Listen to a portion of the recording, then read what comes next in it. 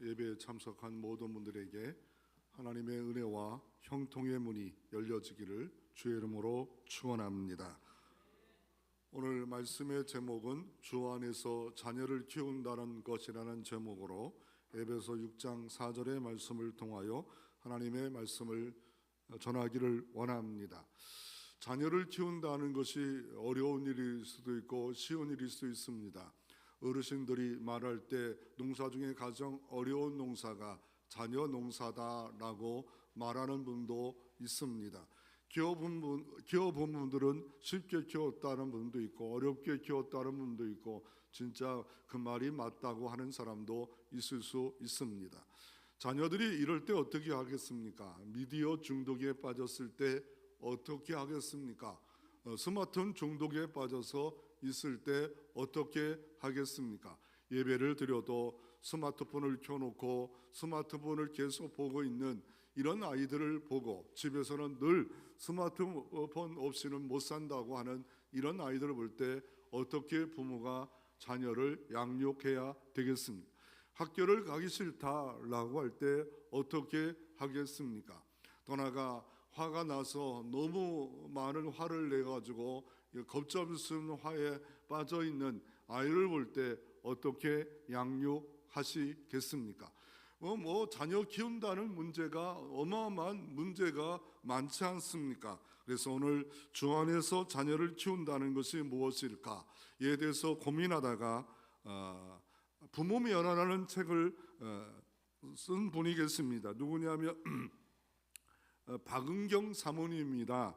일산에서 장로교를 목회하시는 분인데 교사 출신입니다. 교사 출신이었는데 남편이 일찍 죽자 나를 통하여 남편도 권면했던 사역이 뭘까 하다가 이 자녀 양육의 사역을 감당하면서 남편도 책을 쓰면 좋겠다는 말도 있어서 부모 면허라는 책을 쓰고 CGN TV와 많은 곳에 방송을 하고 유튜브에 들어가면 이 박인경 사모의 강의가 또 올라 있습니다. 면허라는 말을 쓰는 것이 참 특이하다 말합니다. 우리가 자동차에 면허가 있듯이 오토바이에 면허가 있듯이 부모로서 면허가 있느냐 말입니다. 부모에 대한 양육을 받았냐 말입니다. 부모가 됐지만 어떻게 부모로서 해야 할지 못해가지고 의사를 만나든지 아니면 멘토를 만나든지 늘 상담을 해야 되겠는가? 그것도 한두 가지지 너무 많은 문제가 생기는데 어떻게 양육해야 되는가에 대해서 이분은 부모 면허라는 책을 통해서 이렇게 썼습니다. 이 사모님도 자녀를 키우는데 너무 많이 어려워요. 그래서 어떻게 하면 자녀를 잘 키울까 고민하다가 피이트라는 토마스 고든이라는 분이 책을 썼는데 그 책 이름이 부모 역할입니다. 부모가 역할이 있구나. 부모가 무조건 부모로서 살아가는 게 아니라 부모 역할이라는 책을 보면서 책을 보는 거로 끝난 게 아니라 강사 교육을 받고 강사로서 일하면서 그것도 많은 사람을 놓고 일하지 않고 한 명을 읽고 일할 때 왜 이렇게 한 명을 갖고 일하느냐라고 할 때 그런 말을 합니다. 이 사람이 또 은혜 받고 또 다른 사람을 양육하면 되지 않겠는가라고 하면서 하다가 이렇게만 할 수는 없겠다는 생각 가운데 자기가 강의한 내용을 부모 멸하라는 책을 통해서 내놓았습니다. 그 내용 중에 하나가 뭐냐면 부모를 바라보는 하나님의 관점과 자녀를 바라보는 하나님의 관점은 뭘까? 이게 고민해 봤습니까? 나를 바라보는 하나님의 관점은 뭘까? 또 자녀를 보는 하나님의 관점은 뭘까? 내 자녀의 장점이 발견해야 되고 자녀의 장점을 개발시켜서 영향력 있는 인물로 키워야 되는데 그 장점을 키우는 방법이 뭘까? 또 부모의 역할과 책임이 뭐고 부모로서 면허를 갖추고 있다는 중요성을 알고 있는가? 또 자녀와의 관계 회복이 되어져 있는가? 그 의사소통은 잘하고 있는가? 일방적인 내가 말하고 싶은 것만 말하는 독재를 하고 있지 않은가? 더 나아가 말씀을 묵상하고 예배드리는 이 경건한 가정을 만드는 방법이 뭘까? 아이들이 모여놓으면 막 예배드리면 딴짓하지 않아요? 그럴 때 어떻게 하면 좋은가?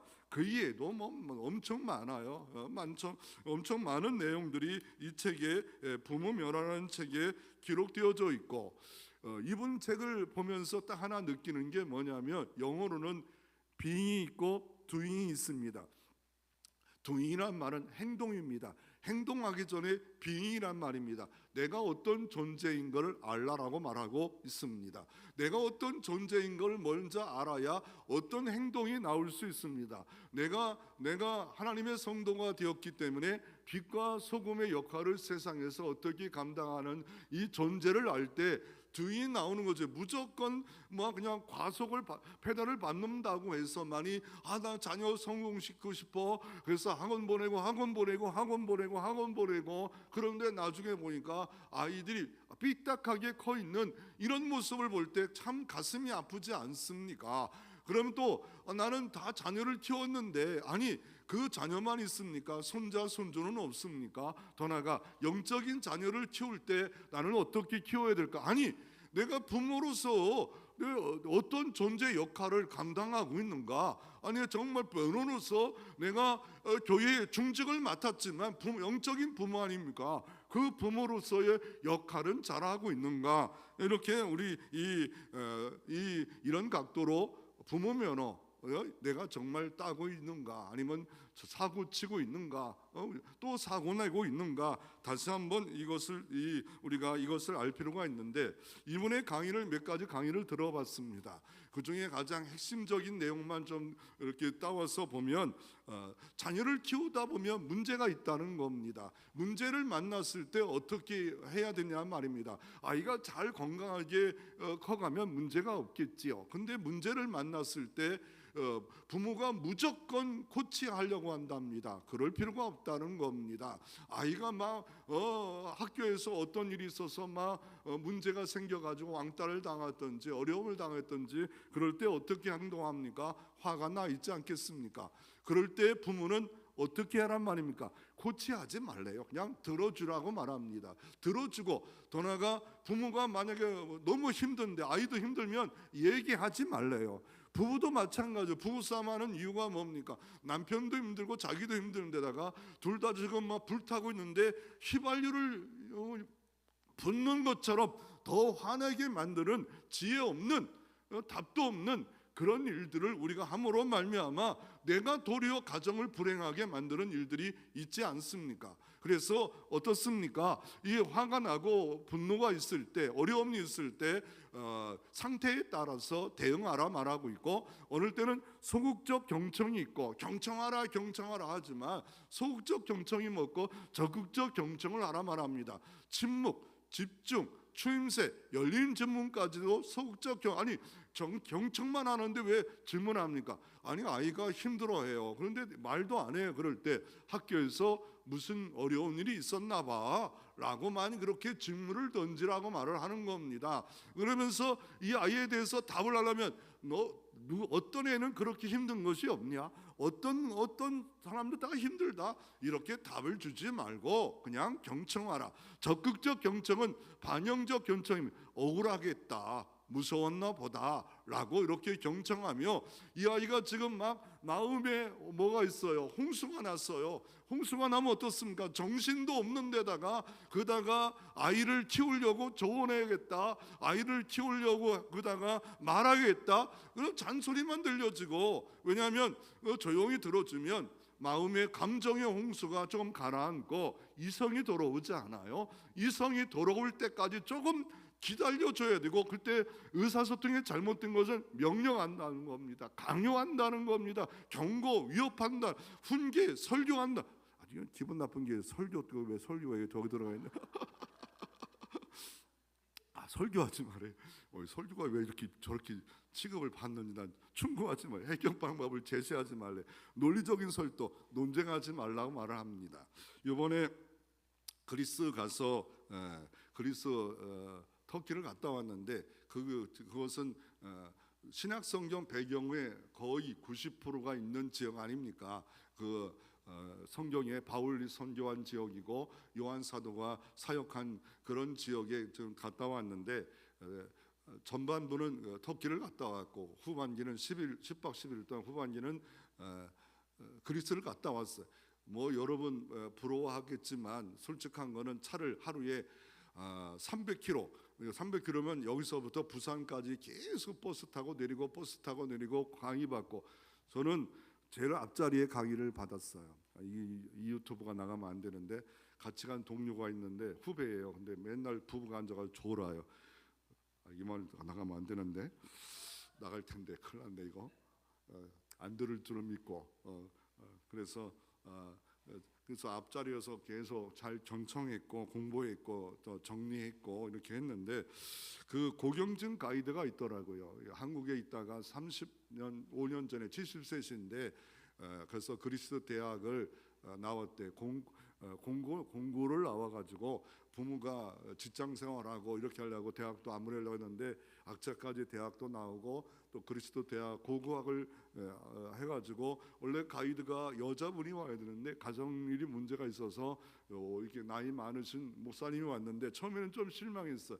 원래 가이드가 와서 강의해야 되는데, 그런데 이분이 가지고 있는 책 대단하던 책도 썼고 그리스도의 책도 썼고 저는 너무 좋은 거예요. 그런데 그것도 재미있게 또 얘기를 하시더라고요. 나이 70세가 재미있게 하려고 엄청나게 노력을 하세요. 그 중에 가정사에 대한 이야기를 하더라고. 어떤 분은 목사님이 저런 얘기 안 했으면 좋겠다라는데, 뭐 우리가 차를 3시간씩 막 300km 정도 막 타고 다닐 때는 그런 얘기도 좀 할 필요가 있죠. 마지막 날 같은 700km를 탔어요. 그러니까 부산을 찍고 왔다 갔다 할 정도로 그리스 지역을 버스를 타고 내리고 와야만이 되는 그런 일도 있는데, 그분이 자녀가 아들과 딸이 있대요. 근데 이 대학을 그리스도 대학교를 자기도 다니고, 나이 많은 사람이 대학을 가니까 자기도 왕따를 당하는데, 이게 아시아가 유럽의 아이들과 차이가 있는데 초등학교 1학년 가니까 뚱땡이 같은 남자아이들이 이 여자아이를 괴롭혔다는 거예요. 그래가지고 아빠 학교 가고 싶지 않아, 나 학교 안 갈래. 그럴 때 어떻게 해야 될까라고 하는데, 이 아이가 태권도를 오랫동안 배웠대요. 유단자래요. 초등학교밖에 안 돼. 유단자래. 너 태권도 하지 않아? 그냥 돌려차 버려. 그랬더니 목사님 딸이 그렇게 해도 돼요? 목사님 딸이 그렇게 해도 돼요? 그래서 해. 내가 책임질게. 돌려차. 그리고 진짜 갔더니요. 그래서 운동장에 그 수호표를 보고 가서 이렇게 지켜봤대. 아버지 목사님이 지켜봐. 그런데 처음에는 조용히 있다가 담임 목사가 놀라 하놓고서, 체육 시간에 놀라 하놓고 담배를 피고 저 구석에 있대요. 그랬더니 남자애들이 서너씩 와서 툭툭 치고 막 괴롭히더래요. 왕따를 시키는 거죠. 동양의 아시아의 여자애가 힘도 없는 애가 왔으니 얼마나 좋아요. 괴롭힘을 치더래요. 그런데 이 아이가 이렇게 자기를 쳐다보더래요. 담장 너머로 서 있는, 키도 작으셔요. 쳐다보는데 그래가지고 이랬대요. 그래가지고 돌려차기를 남자아이 3명을 순식간에 팍팍팍팍 해니까 다 나가 떨어졌대요.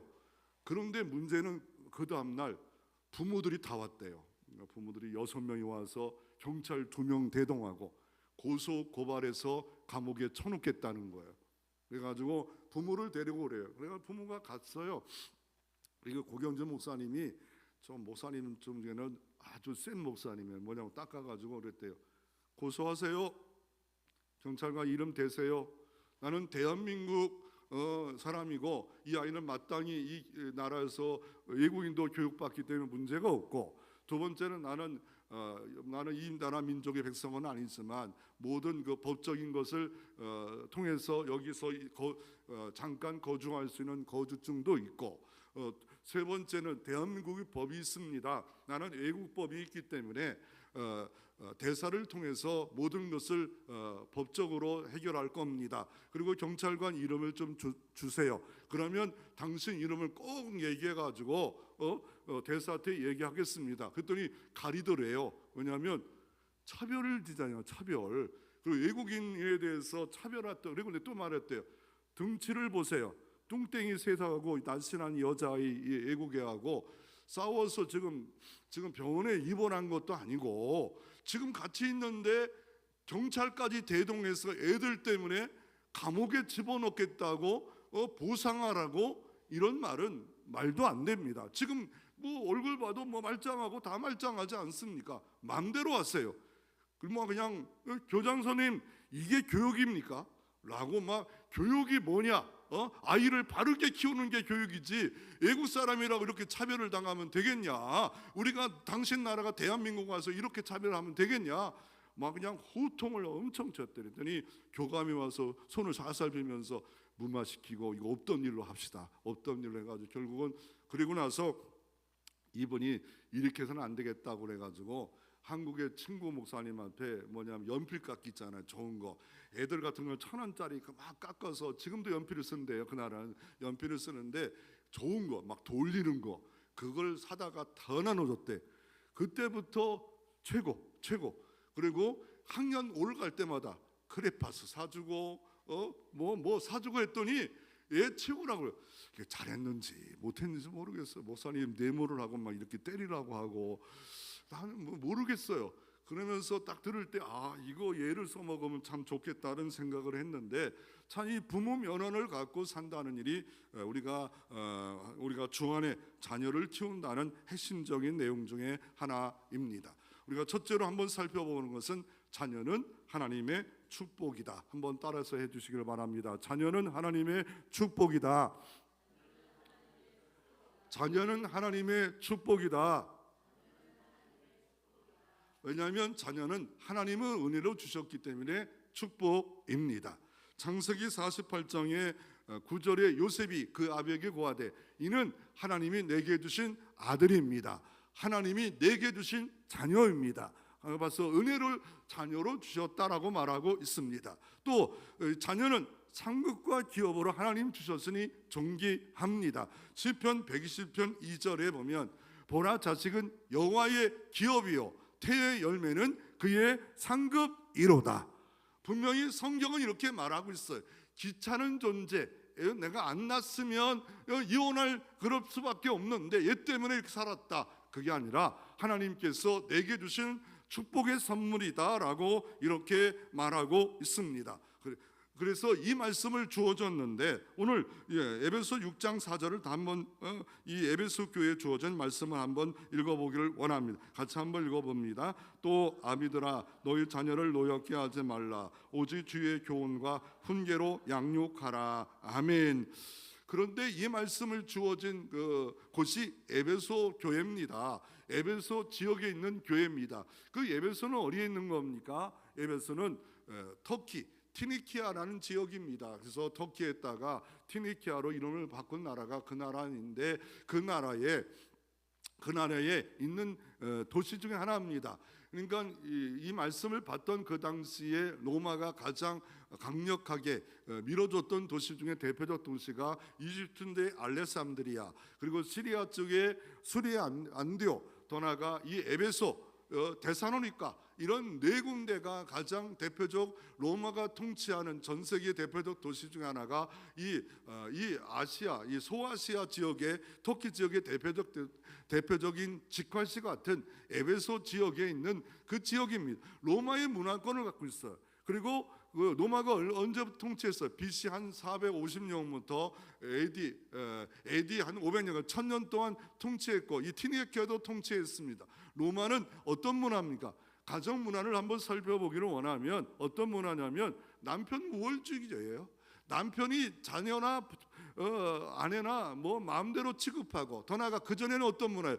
헬라 문화였지 않았습니까? 헬라도 동일했어요. 그런 문화 속에 오늘 이 본문을 에베소에 주어진다는 것은 이거는 세상이 이런 말을 하지 않아요. 뭐래요? 자녀를 노엽게 하지 말라. 그 반대죠.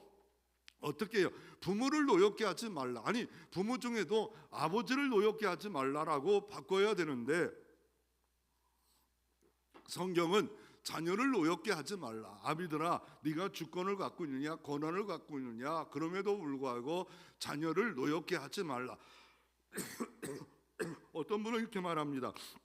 아비데아를 어미들까지 다 포함돼. 예, 포함될 수도 있지요. 그러나 아비들만 하고도 말할 수. 어미들은 이런 마음을 갖지 않고 살려고 노력하기 때문에 그 당시에 아비들은 우월적으로 상위에 있다라는 생각 갖고 있는 이 사람들에게 이런 말씀을 하고 있습니다. 그러면 이 에베소 지역을 저도 이번에 터키는 두 번째 갔기 때문에 이 지역을 들어가 보니까 이 지역에 어떤 것이 있습니까? 에베소에 가면 로마의 고대 문화가 아직도 그대로 있어요. 그러니까 발굴해 가지고 지금도 이 에베소 쪽 가면 막 어마어마해요. 한 10리 정도 이 에베소 도시가 형성된 그 문화가 있는데 발굴해 가지고 4km는 10리는 안 돼도 한 5리 정도가 쭉 도로가 있고 저 로마까지 연결되는 도로가 나 있고, 그러니까 성경을 보면서 이건 틀린 게 아니었구나. 그 당시에 에베소가 있고 지금도 에베소가 있고,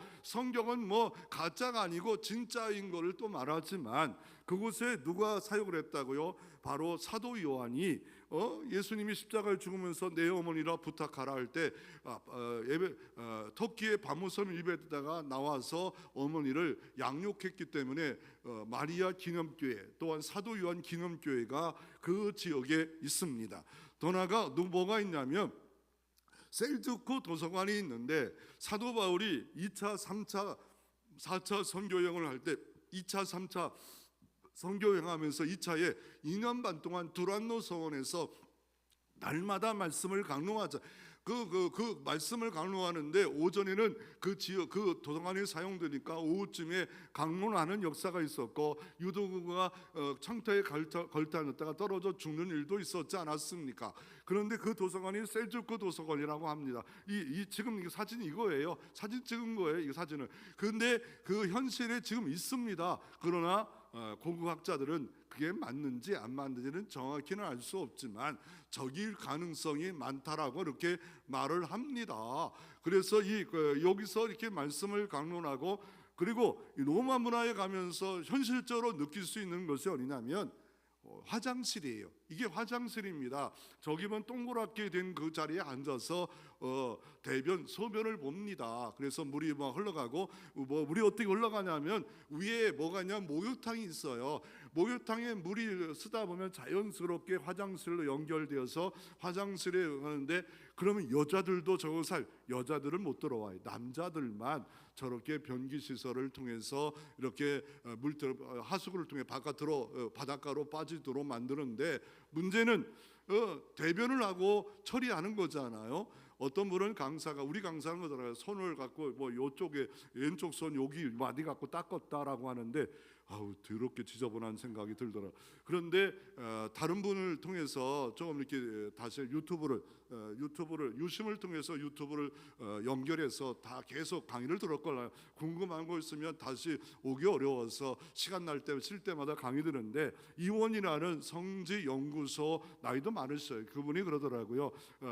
해용이라는 것이 있다. 해용. 그래서 저기 또 노랗게 된 게 해용인데 예수님의 십자가에 돌아갔을 때 여기에 뭐를 했어요? 여기다가 이 해용에다가 우스줄을 밑에다가 흐르지 못하도록 막고 그다가 심포들을 담았는데 스폰지와 같은 역할이에요. 그리고 물 먹을 때도 그렇게 그 물을 그다가 집어넣으면 여기 있는 그 석기석이 걸러지는 그런 역할을 하는데, 그걸 물을 찍어가지고 나무떼기를 해가지고 그렇게 팔았지 않았을까라는 생각이 들고, 돈 많은 사람들은 하인들이 했겠지요. 아니면 밑에 물도 있기 때문에 닦았던지 뭐 사람 없으면 알아서 밑에 물이 또 졸졸졸 흐르도록 이중 장치를 했다라고 이렇게 하고 있습니다.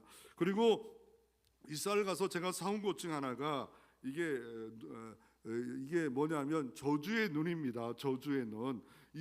티니키아 터키의 대표적인 심볼적인 부적 같은 거예요. 이거를 지니고 있고 가정에 지니고 있습니다. 왜냐하면 질통화 시기를 봤는데 이 눈이 있으면 이걸 제거한대요. 그래가지고 이거는 비싸지 않아요. 근데 뭐 비싼 거는 막 4만 원, 10만 원도 30만 원도 하더라고요. 이걸 집에다 갖다 놓은 부적이에요. 부적. 이거 아무것도 아니에요. 그 부적이고, 더 나아가 거기 나가 보니까 그 에베소 지역에 셀주크 도서관 바로 옆에 가 보니까 뭐냐면 창녀들이 살고 있는 곳에 발자국 하나가 있더라고요. 발자국 하나가 있는데 발을 파놓고 이렇게 썼어요.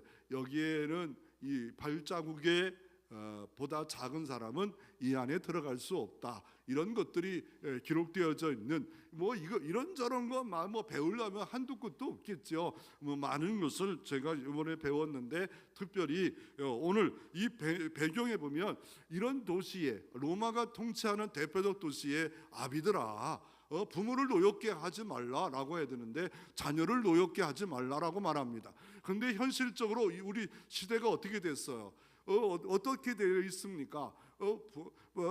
부모를 공경하라, 부모를 순종하라. 그런데 이제는 어떻게 해요? 자녀들을 공경하고 자녀들을 순종하고 어떻게 합니까? 자녀들이 부모를 양육하려고 하고 훈계하려고 하는 이런 시대가 됐지 않았습니까? 이런 시대에 우리는 어떻게 하면 하나님이 기뻐하는 주 안에서 자녀를 키울 수가 있을까?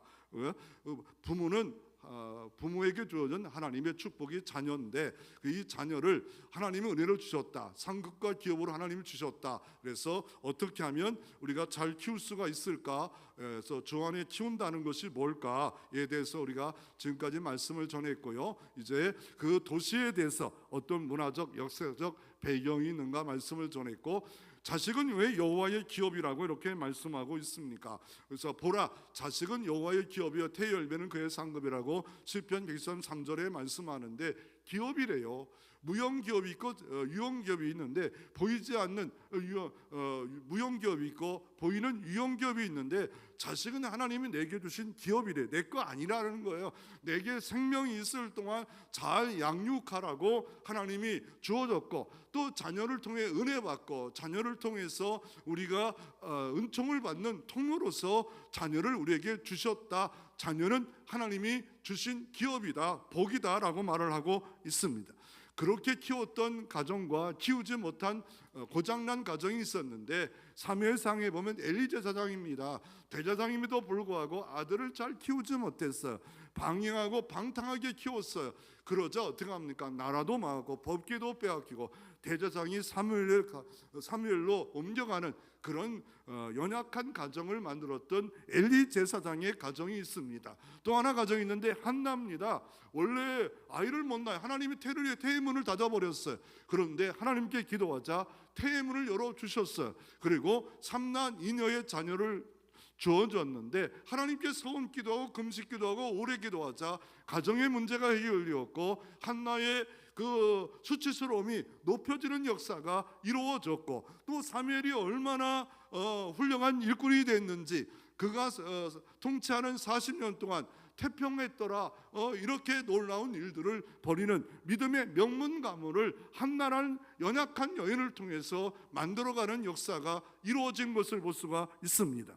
여러분도 꿈꿀 필요가 있습니다. 내 가정이 이런 역사가 좀 있으면 좋겠다. 엘리 제사장처럼 은혜로 흘러가지 못하고 그런 가정이 아니라 한나처럼 자녀의 사무엘 같은 영향력 있는 인물이 좀 나와달라고 꿈꾸고 기도할 이유가 있지 않. 그래서 새벽 기도하는 겁니다. 그래서 정오 기도하는 겁니다. 그래서 금요 기도하는 겁니다. 왜냐하면 사사기 2장에 이렇게 말합니다. 사사기 2장에 어떻게 말합니까?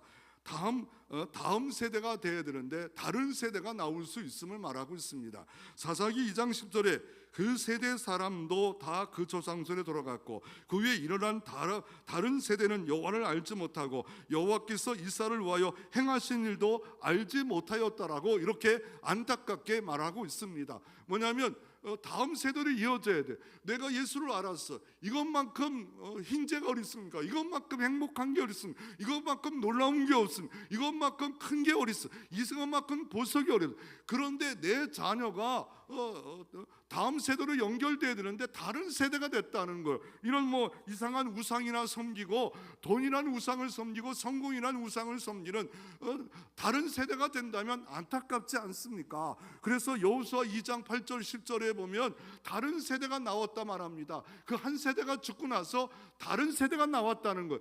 티니키아가 터키가 어떤 나라입니까? 에베소 지역이 있었고 소아시아가 있었고 소아시아 7개가 있었고 카타콤이라는 그 우즈베르라는 지하에서 예수 믿는 것 때문에 순교하고 숨어서 살던 수많은 사람들, 그게 엄청난 부흥의 역사가 있었는데 지금은 거의 이슬람밖에 없어요. 95%가 뭡니까? 다 이슬람교. 그냥 아잔이 얼마나 울려 퍼지는지 일주일 하루에 5번 아잔하면서 막 기도해요. 기도하는 그 모습. 그리고 아랍에이트 비행기를 탔는데 그 스튜어드도 그 시간 되는지 몰라도 무릎 꿇고 움직이지를 않아요. 밥 주고 있는데 밥도 안 줘요. 다른 사람들은 흔들려서 그러는데 흔들렸다고 그래서 한 10분 20분을 무릎 꿇고 있겠습니까? 움직이질 않아요. 그러니까 이들은 철저하게 5번씩 무릎을 꿇으며 메카를 향해서 기도하는데 우리는 기도하는 일이 너무 소홀히 되고 있지 않는가? 왜냐하면 자꾸 이슬람이 번창하고 있어요. 기독교는 쇠퇴하는 대한민국이 되고 있지 않습니까? 그래서 우리는 다음 세대가 내게 일어날 수 있도록 우리가 할 일은 기도인 줄 믿으시기를 바랍니다. 기도에는 이런 유가 나타나지 않을 것을 믿으시기를 바랍니다. 그래서 우리가 할 일은 뭐냐면 다음 세대를 계승하기 위해서 사사기 2장 10절에 보면 다음 세대는 여호와를 알지 못한대요. 어떤 여호와를 알지 못해요? 전능하신 여호와를 알지 못한대요. 전지하신 여호와를 알지 못한대요. 무소부지하신 여호와를 알지 못한대요. 창조주 하나님을 알지 못하고 진화론에 빠져 있는 이 아이들, 우리가 알 일이 뭐겠습니까? 더 나아가 하나님의 하신 일을 몰라요. 또 하실 일도 몰라요. 여호와가 역사하시기 홍해를 갈라놓으시고 10가지 이적을 행하셨고 만나와 메추라기로 먹이셨던 살아계신 부활하신 하나님, 그 하나님을 몰라요. 그러니까 예배하지 않잖아요. 참 예배자 예배를 안 드리잖아요. 그러므로 우리가 하나님의 역사를 몰라서 골동품을 만들고 그냥 하나님의 역사를 박물관에다가 진열시켜놓는 그런 것이 아니라 살아계신 하나님, 오늘도 역사하신 하나님, 그걸 아는 다음 세대를 꿈꾸기 위해서 새벽에 기도하는 겁니다. 새벽에 날마다 기도하면 새벽에 도와주신 하나님이 역사가 나타날 줄로 믿으시기를 바랍니다. 두 번째로 미안합니다. 내가 외국에 갔다 와서 이거 첫 번째 겁니다. 엄마표 신앙교육의 백은실 사모님이 책에 보면 이렇습니다. 부부 싸움하면서 감정을 해소하며 아이를 다치게 하지 말라라고 말하고 있고, 컴퓨터 스마트폰 소리와 스마트폰이 애들에게 휴식과 위로를 주는데 엄마 말이 위로가 돼야 되는데 그렇지 못한 때가 됐다고 말하고 있고, 완벽하지 못해서 아이들에게 나는 양육할 수 없다. 성령 충만하면 됩니다. 부족해도 은혜가 충만하면 됩니다. 그리고 아이들이 짐이다. 내가 아이들만 없으면 내가 살겠다. 그러나 이분은 이렇게 말합니다. 태열매는 하나님의 기업이다. 하나님의 보석이다. 유업이다 라고 아이들 덕분에 은혜를 누리고 있다. 아이들 덕분에 부족함을 발견할 수 있다라고 엄마표 신앙교회 백은실 사모님은 그 책에서 이렇게 했던 것처럼 하나님 주신 자녀, 축복의 자녀임을 믿으시기를 바랍니다. 두 번째로, 주 안에서 건강한 자녀 양육 방법은 어떤 방법입니까? 오늘 본문의 6장 4절에 첫째로 보면 너희 자녀를 노엽게 하지 말라. 이 말이 뭘까요? 두 번째로 어떻게 말합니까? 오직 주의 교훈으로 양육하라 말합니다. 훈계로 양육하라 말합니다. 네 가지가 양육이란 말이 무엇을 말일까? 이게 헬라어로 기록되어 있기 때문에 헬라의 원어의 뜻을 알면 조금 더 밝게 알 수 있지 않겠습니까? 노엽게 한다는 말은 파르디조란 말로 성나게 한다, 분노하게 한다, 화나게 한다 하는 겁니다. 그리고 또 양육한다는 말은 뭡니까? 영적으로만 양육이 아니라 신체적, 정신적, 정서적 모든 필요를 채워주는 것이라고 이렇게 말하고 있습니다. 이것에 대해서 세미나 강사는 이렇게 말합니다. 제가 행여나 세미나 강사에 강의한 것을 좀 이렇게 갖다가 쓴 것인데, 자녀 양육의 목적과 소명을 분명히 알라 말하면서 세상적인 자녀 양육의 목적은 세상에서 성공하는 것. 여러분 그거 너무 세속적 아닙니까? 부와 안락과 명예, 추구, 물론 안 하라는 건 아닙니다. 그러나 이것만 있다면 너무 세속적이 됐다는 것. 성경적인 자녀 양육의 목적, 선언은 뭐냐면 자녀들이 하나님을 경외하고 늘 하나님의 어느 곳에 있든지 하나님은 계신다는 걸 알고 자신의 재능과 은사를 하나님의 나라를 위해서 쓰고 자신의 재능, 물질, 시간 다 하나님의 나라를 위해서 쓰고 세상에서 좋은 영향을 끼침으로 주님께 영광 돌린다. 이게 성경적인 자녀 양육과 목적. 요거 하나 딱 맞고 있으면 자녀를 볼 때마다 이렇게 키워야 된다는 이거 하나님의 관점. 부모가 이렇게 살아야 된다, 자녀가 이렇게 살아야 된다. 요게 안 되면, 이 가치관이 안 되면 세상적인 자녀로서 키우려고 하지 않겠어요. 그래서 오늘 어떻게 키우라고 말씀하고 있습니까? 주의 교훈으로 키우고 주의 훈계로 키우는데, 주의 교훈은 뭡니까? 마땅히 행할 길을 진리로 가르치라는 것. 진리의 말씀으로 가르쳐. 뭘 가르칩니까? 성경 66권을 가르쳐야 되는데 뭘 가르칩니까? 마땅히 행할 길. 뭐요? 하나님을 아는 일에 마땅히 가르치라는 것. 전능하다는 게 뭐냐? 몰라요. 우리가 신앙 고백도 잘 모르는 사람, 이것도 모르는 사람도 많아요. 신앙 고백이 어떻게 되는가? 사도신경이 어떻게 되는가? 주기도문이 어떤 건가? 십계명이 뭔가? 내가 알고 있다면 가르치라는 거예요. 하나님에 대해서 가르치라. 아니 목사만 가르치는 게 아니라 부모가 1순위입니다. 부모가 1순위로 가르치라 라고 말합니다. 가르치라. 그리고 예배하는 일이 뭐냐? 예배는 가장 최고 하나님께 최고의 경배를 드리는 시간이에요. 최고 하나님께 최고의 경배. 대통령보다 더 높으신 하나님, 생사화 복을 주관하시는 하나님께 하나님 마음에 들게 되면 오늘도 어제도 오늘도 도우시는 하나님이 도와줄 줄로 믿으시기를 바랍니다. 그리고 마땅히 행할 길을 가르쳐야 되는데, 하나님을 존중하는 게 뭐냐? 이거를 하나님을 존중하는 게 뭐냐? 사무엘상 2장 이렇게 말하. 사무엘 이렇게 말하. 하나님을 존중히 여겨라. 그러면 하나님이 너를 존중히 여겨 주시리라.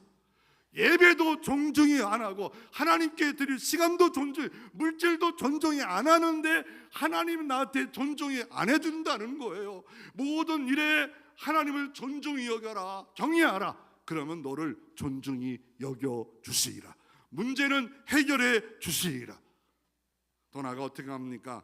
마땅히 행할 길을 가르쳐. 신앙적 가치관이 뭐냐, 빛과 소금이 뭐냐라고 말할 때, 내가 빛과 소금의 두인이 없는데 어떻게 가르치겠어요? 어떻게 가르치겠어요? 그래서 이스라엘민족 보면은요, 세마 교육이 있습니다.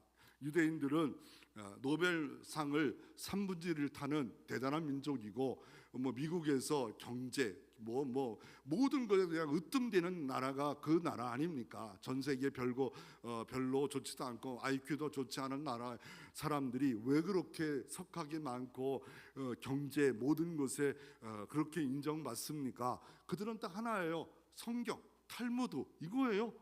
그거 하나 갖고 살아요. 성경, 탈무드. 성경을 해석하고 가르친 걸 모은 게 탈무드예요. 성경. 그래서 세마 교육인데, 세마란 말은 뭐냐면 히브리어로 들으라. 지금 듣는 시간이에요. 믿음은 들음에서 나고 들음은 하나님의 말씀으로 말미암느니라. 이건 믿음이 커져야 돼요. 믿음이 들어야 돼요. 어떻게 들어요? 성경을 봐야 돼요. 읽어야 돼요. 묵상해야 돼요. 써야 돼요. 연구해야 돼요. 공부해야 돼요. 자꾸 들려와야 돼요. 말씀이 들려와서 지혜자가 돼야 돼요. 지혜자가. 창조주 하나님이 어떻게 인간을 살아야 될까? 성경을 모르는데 어떻게 해야 됩니까? 그리스에 가서 김정기 아까 그분 가이드 분이 동방종교회를 들렸어요. 동방종교회 들렸는데 동방종교회는 어떻게 유지하냐니까 요거를 판대요. 옆에서 촛대를 갖다 놓더라. 교회당 바로 앞에. 그러니까 성소 지성소 바깥들 하는데 교회당 바로 앞에 지성소에 들어갈 때 요거를 판대요. 요걸 판대요. 그러면서 자녀를 양육하고 교육할 때 이렇게 구부려도 구부러지지 않는 믿음이다라고 말합니다. 이렇게 구부려도 초도 있더라고요. 여기서 판대요. 그러면서 이게 믿음이래요. 믿음. 그래서 이게 동방종교에 서방종교에 다 설명하면 또 시간 나가니까 그래도 인정하고, 천주교는 우리가 조금 인정 안 하지만 갈라서 나온 동방 종교회는 좀 그냥 여러분 보면 어느 때 시큼한 옷 입고 뭐 향 들고 다니는 그런 사람 만들면 동방 종교회입니다. 러시아도 있고 아르메니아도 있고 한국에 딱 하나 한국에 딱 하나 한 군데 있더라. 연희동에 동방 종교회 교회가 하나 딱 있다고 하더라고요. 그러면서 그래서 저 교회는 헌금도 없대요. 근데 어떻게 유지했더니 이거 살 때 엄청나게 헌금한대요. 막 그냥 금은도 갖다 집어넣고 헌금통을 지키고 있대. 그냥 여기에 이거 하나 사면서 이거 하나 500원이면 뭐 500만 원도 하고 5천만 원도 하고 시계도 풀고 해가지고 충분히 유지할 수 있다 말합니다. 그래서 어떤 분은 또 이 말하면 안 되는데, 그래서 제가 이 글을 내용을 이렇게 같이 갔다 오면 올렸더니 아멘하더라고요. 이게 믿음이다, 막 좋게 변하다. 그래서 밑에 다시 또 하나 글을 올렸어요. 어떤 글을 올렸냐면, 이게 잘못하면 부적이 될 수 있다는 거 아십니까? 우리는 이런 거 안 사용해요. 부적이 빛과 소금의 믿음, 뭐 교육하는 건 좋아요. 그러나 이거 갖고 붙잡고 기도하고 묵주 붙잡고 기도하고 묵주의 의미가 뭔고, 이거 우리는 저 아무 형상에도 만들지 말아서 이거는 아무것도 부러지지도 않네요. 부러지지도 않네요. 그래서 그 하나 배우고 온 것 중에 하나 그겁니다. 동방종교는 초를 갖고 그 의미는 빛과 소금이 되라, 초처럼 빛을 발하라, 그런 의미인데, 의미만 좋다고 해서 이게 목적을 잘못 보면 우리는 그냥 무조건 받아들여요. 우리도 초를 팔자, 초를 매자. 어떤 교회 목사님이 그렇게 했다가 잘렸대요. 왜 이렇게 했냐고. 그거는 동방종교에 그대로 받아들일 수 없습니다. 그래서 이 세 말을 하는데 들으라는 거예요. 뭡니까? 들으라는 내용 중에 뭡니까? 하나님은 유일하신 하나님이다. 하나님은 유일하신 하나님이다. 유일하신 하나님, 그 구원을 줄 수 있는 유일하신 하나님 믿으시기를 바랍니다. 많은 구원은 하나님밖에 없어요. 그리고 하나님 사랑할 때 마음을 다하여, 뜻을 다하여, 성품을 다하여 주 너희 하나님을 사랑하라. 내 이웃을 내 몸처럼 사랑하라. 이게 세마입니다. 그리고 그 말씀을 이마에 손목에 붙여라라고 해서 유대인들은 그 말씀 그대로 해요. 어떻게 해요?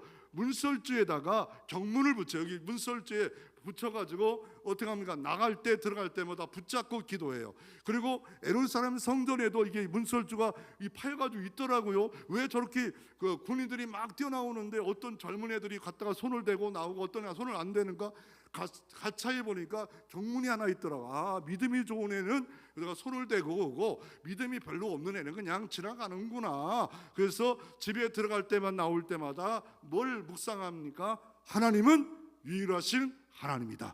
하나님 사랑할 때 마음을 다하여 사랑해야 되고, 그리고 내 이웃을 내 몸처럼 사랑하라고 하셨구나. 그리고 어떻게 해요? 테필시라고 그래가지고 손구함이 있어요. 그래가지고 이마에다 붙이고, 또가 왼쪽 손에 붙여. 왜 오른쪽 손에다가 이렇게 끈을 안 묶으냐고. 가슴이 가까이 있다고 해서 왼쪽에 이렇게 7바퀴 돌고, 그리고 이렇게 하는데, 그래가지고 그리고 또 보자기 같은 거 들고 쓰고, 12살 남자아이들이 이렇게 교회 가서 매일매일 이렇게 기도하는, 말씀을 읽는 그런 시간에 이렇게 아침에도 기도하고, 유대인들도 3번 기도하잖아요. 정오야 오후 3시에 이렇게 기도하잖아요. 하나님께 기도하는 테필릿, 이것을 유대인들을 만들었던 것 중에 하나였다라고 이렇게 말하고 있습니다. 그래서 우리가 바르게 교훈하라라고 말하는데, 특별히 누가 잘했냐면 모세 어머니 요게벳, 링컨이 어머니가 유산으로 준 성경, 또 유대인의 성경, 요한일서 어머니 수산나는 이렇게 말했습니다. 자녀들을 제멋대로 하도록 버려두는 것은 부모는 마귀의 일을 하도록 자녀를 그냥 두는 것이라고 이렇게 말하고 있습니다. 여러분 자녀가 예배자입니까? 여러분 자녀가 사명자입니까?